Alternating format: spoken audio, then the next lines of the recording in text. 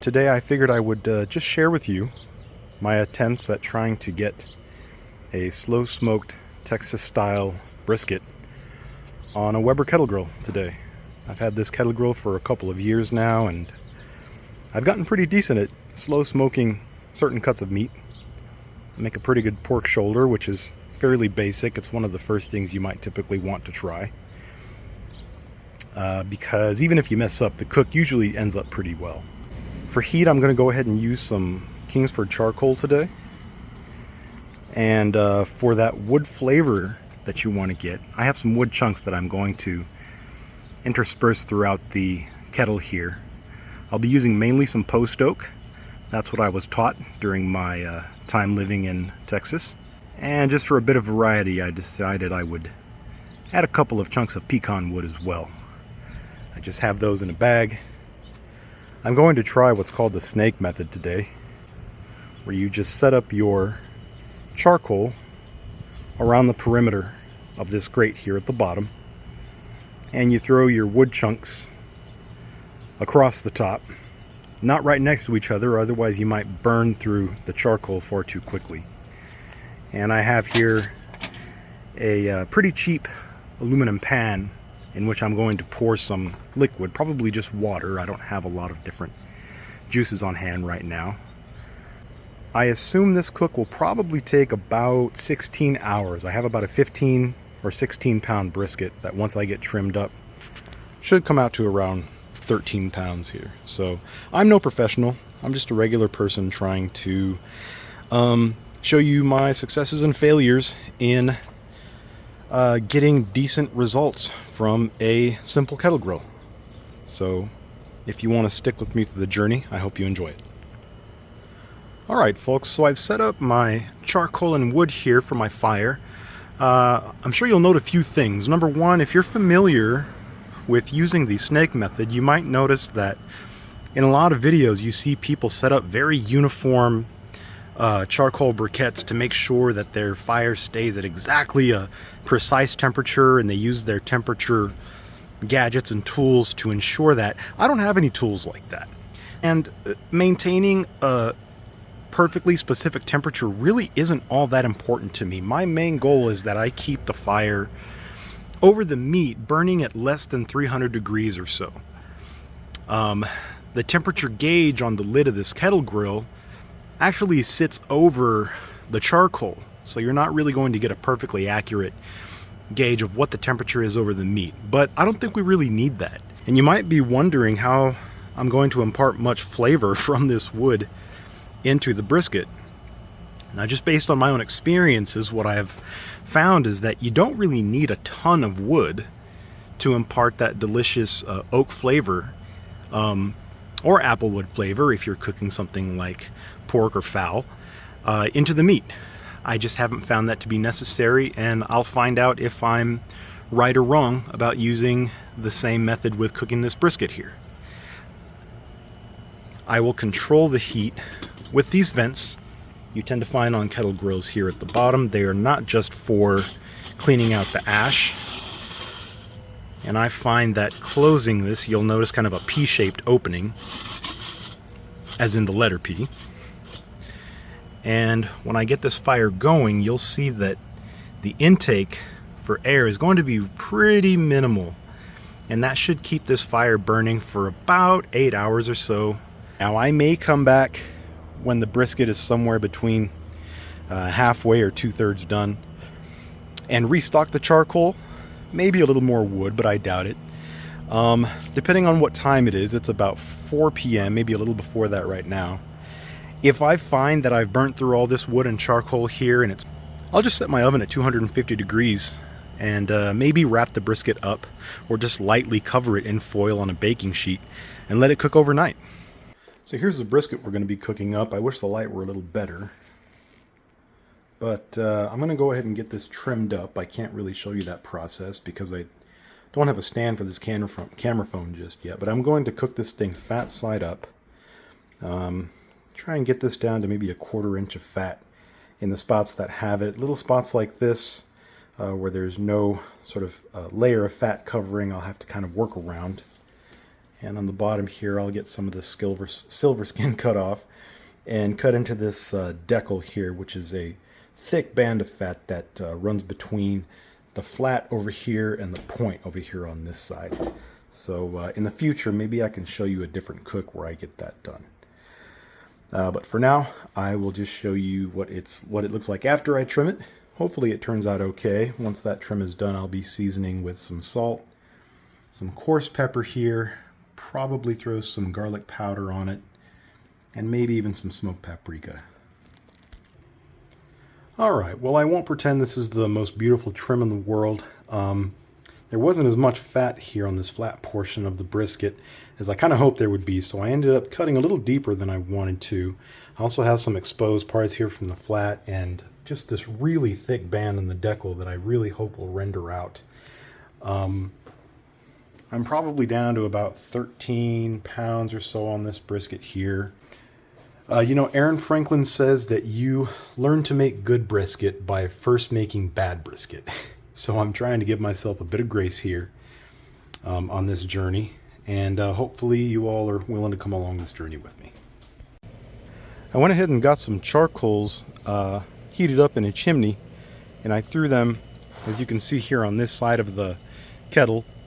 I'm going to go ahead and put the lid on top of this and open up the bottom vents to get the temperature up.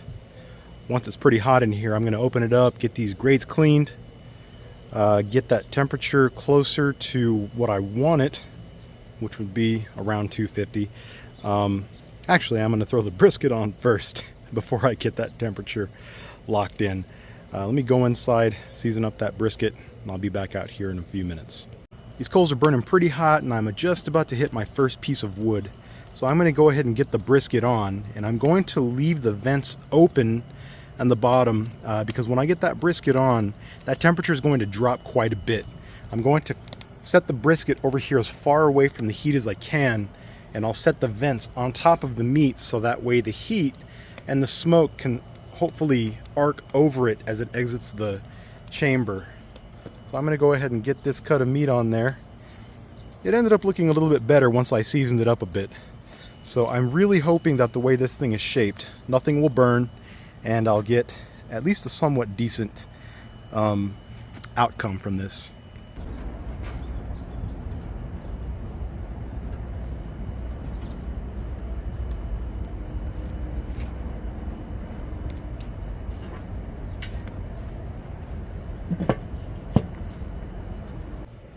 I got the brisket on about 2 minutes ago, and as I mentioned, I'm leaving the bottom vent completely open just for a few moments until the heat in this chamber comes up to temperature. Because I hit that first piece of wood, you do see kind of a white smoke coming out the top, but that's okay for right now. As long as it's not billowing for the entire cook, it's not going to impart any kind of rough flavor on your brisket. And as the fire becomes more steady and I back off on the amount of heat that I let inside the chamber, the color of that smoke is going to clear up quite a bit. I think after that point, I'll probably check on the meat maybe after the first 3 hours or so, and then maybe 2 hours after that. You really don't want to open up the chamber too frequently. As the old adage goes, if you're looking, you ain't cooking. So I'll see you guys back here in about 3 or so hours. Alright, about 3 hours in and I've come out to the fire. It's running pretty hot there on that side, so I went ahead and bunched up some of the charcoal, and I actually added one more chunk of post oak. But I want to get the lid back on to get this temperature back down. So over the fire, it's been registering about 300 to about 325 degrees. So I'm assuming that over the meat, it's probably registering somewhere between 250 and 275. But again, I'm going to get this lid back on. So far, pretty good looking on the bark. That's going to continue to develop for the next few hours. I've actually moved the meat along the grate to just ensure that it is as far away from the fire as possible. I have that small metal container with water in there to try and just keep the temperature low and consistent. So we'll come back out here in a while, see how it's looking again. I am about 6.5 to 7 hours into this cook, And I know the lighting isn't very good on this brisket, but it's developed a pretty good bark. I used a temperature gauge and I saw that in the meatiest part it's registering right at about 165, which is right around where the stall hits, and it stays that temperature for a while before the rendering really starts to happen. So I'm pretty satisfied with what I have here. That fire is burning pretty hot without a cover because there's a piece of wood that just caught fire. So again, I'm going to get this lid back on. If I leave this with the vent just slightly open, I could probably get a couple of more hours to burn through a couple of more pieces of wood. I believe after that I will probably wrap it up and just put it in the oven to let it finish cooking overnight, maybe for another 4 to 6 hours. So I will be getting up a couple of times during tonight's sleep, but that's just the sacrifice we have to make to try and ensure that we have a decent brisket. I may get a bit of a tough flat here when I get to the final product, but we'll see what happens. And that fire will temper down here in a bit. Looks nice and bright, but it'll start to smolder here within about a minute or so. Alright everyone, we are about 8 hours in, if not a little more so. I have gone through all the charcoal I have in the kettle. I have the last bits smoldering there. But it's getting close to 2 in the morning. So I'm going to wrap this in some foil lightly. I don't want it to steam too much when I get it in there, but I'm going to put it in the oven at about 250 degrees, I believe. My main concern is I'm hoping that the flat doesn't overcook and get tough, but I think for having just a kettle grill and using a snake method with some wood chunks for flavor, at least based on looks alone, I'm going to call this a win. So this is the finished product. About 16 hours worth of a cook altogether, 8 hours on the grill, and about 8 hours in the oven overnight at 250 just because I wanted to get some sleep. And I guess I'll cut into this thing now and hopefully I got a decent result. Alright, so I just have to find where the grain is here because you want to cut across it. And it looks like I'm across the grain here. I don't see that much of a smoke ring, but that's not always an indicator of how good a brisket turned out. Cut's a little bit tougher than I would have liked. But as I mentioned before, you get good at making brisket by making bad brisket first.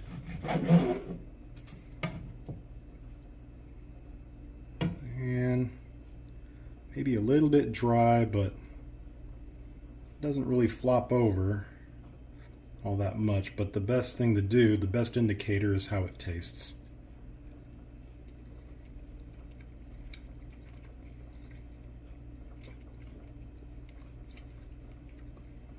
And I'll say for the first time on a kettle, that's a pretty decent brisket. Let me actually cut this halfway up to separate the point from the flat. Looks like that's going to be right about here. And that's pretty good looking there. Again, probably a little dry in the flat portion. The point is so full of fat, as long as it renders down, it's pretty difficult to get a bad result.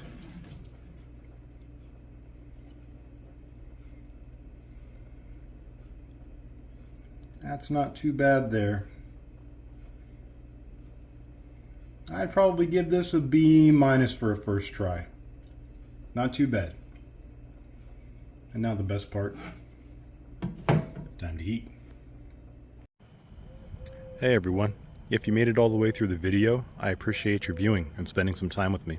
If you like what you saw, go ahead and hit that thumbs up button for me and consider subscribing. If I end up making more videos in the future, I want you to be able to see them.